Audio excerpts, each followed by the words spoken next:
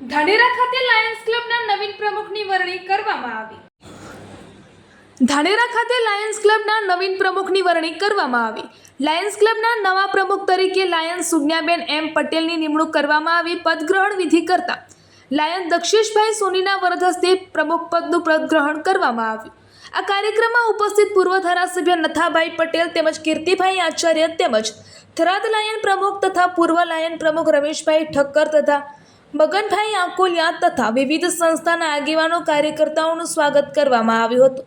તેમજ ડોક્ટરશ્રીઓ તેમજ મોટી સંખ્યામાં ભાઈઓ બહેનોની ઉપસ્થિતિમાં ધાનેરામાં આવેલ રોયલ સ્કૂલ ખાતે આ કાર્યક્રમનું આયોજન કરવામાં આવ્યું હતું.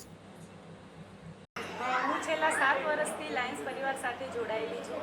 આ સમયગાળા દરમિયાન મેં જે સેવા કાર્યો કર્યા છે એનાથી મને બહુ જ આનંદ વ્યક્ત કરું છું. આ વર્ષ દરમિયાન પ્રેસિડેન્ટનું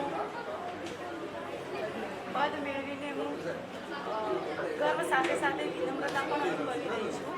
હું આશા રાખું છું કે આ વર્ષ દરમિયાન હું અને મારી ટીમ સાથે મળીને બહુ સારા એવા સેવાના કાર્યો કરીએ અને લાયન્સ પરિવારને જે ઊંચાઈએ છે એનાથી એક સ્ટેપ વધારે ઊંચાઈએ લઈ જઈએ.